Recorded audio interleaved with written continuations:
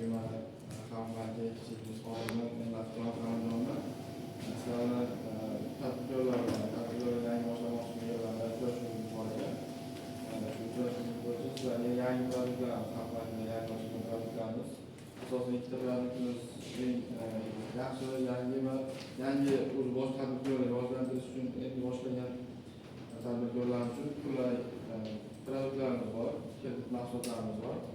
Bulardan bittasi mayiz yetishtirishni rivojlantirish, ya'ni birinchi yilda yoki mayiz yetishtirishni rivojlantirish uchun 60 oyga asosiy vosita sotib olgan, ya'ni mayizni qayta ishlaydigan yoki uzumni qayta ishlaydigan sohalarda 60 oygacha beriladi, 24 oygacha imtiyozlari bo'ladi, foizi 18%dan oladi. 1 million so'mgacha naqd pulda berishingiz mumkin. 1 million so'mgacha ilk kunga garovga ko'chmas mulk yoki ko'chamliklar, mashinalar, shunga o'xshagan transportlar yoki uchinchi shaxs kafillikka olishingiz mumkin. Endi agar aylanmalar to'ldirish uchun bo'ladi yoki yarim so'mdan uzum yetishtirish uchun yerlar sotib olish uchun 36 oygacha, bu ham foizi 18%, 6 oygacha imtiyozlar bo'ladi. Bunda ko'rsatish yo'li bilan va o'sha aytgandek naqd ko'rinishda keltiramiz. Yana bitta nimamiz chang sohasini rivojlantirish uchun, chang sohasini rivojlantirish uchun asosiy vosita sotib olgan, ya'ni changni qayta ishlashga yoki poyabzal tikadigan poyabzallarni hammadir narsalariga, jihozlariga 60 oygacha aylanmalar to'ldirish uchun, ya'ni o'sha chang mahsulot sotib olish uchun deylik 36 oygacha bo'ladi. Imtiyozlari 1 yilgacha. Bunda 50 million so'mgacha naqd pulda berishingiz mumkin. Foiz stavkasi 18% bo'ladi. Bunda 50 million so'mgacha naqd pulga kafillik olish mumkin. Bundan tepasiga garov ko'chmas qo'yib garov beradi. Bu ham o'sha loyihaning qiymatidan kelib chiqqan holatda tadbirkor loyihalari o'sha loyiha bo'yicha uni miqdor cheklanmagan, shunga to'lmagan farq yo'q.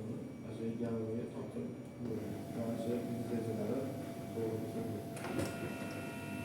Yana endi boshlamoqchi bo'lgan tadbirkorlarga masalan o'sha oilaviy tadbirkorlik yo'nalishi bo'yicha 33 million so'mgacha mahallaning kreditlari bor. 10 million so'mgacha plastikka tushiriladi. Undan yana kreditni plyus yo'li bilan bo'ladi. Yo'q, 17,5% dan garovsiz kreditlar bo'ladi. Hozircha bizda shular, agar savollar bo'ladigan bo'lsa, mayiz chorvachilik bo'yicha. Chorvachilik bo'yicha ham yana bitta yangi mahsulotimiz chiqqan, yangi o'shaning tadbirkorlik subyektlari ham bunda chorva yeri bo'lishi shart emas, 18% dan u faqat pul o'tkazish yo'li bilan bo'ladi.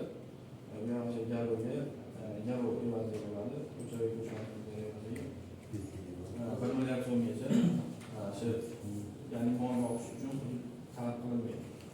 Hozir chorvachiligi, uzumchiligi hammasiga bizda faqat o'zimiz ichimizdan chiqarish yoki chet elga uskuna uchun chiqarsa ham bo'ladi. Chet elga chorva uchun chet elga valyuta hisobi chang sohasida ham sanoqga chet eldan olib kelish mumkin. Tashqariga chiqarsa bo'ladi.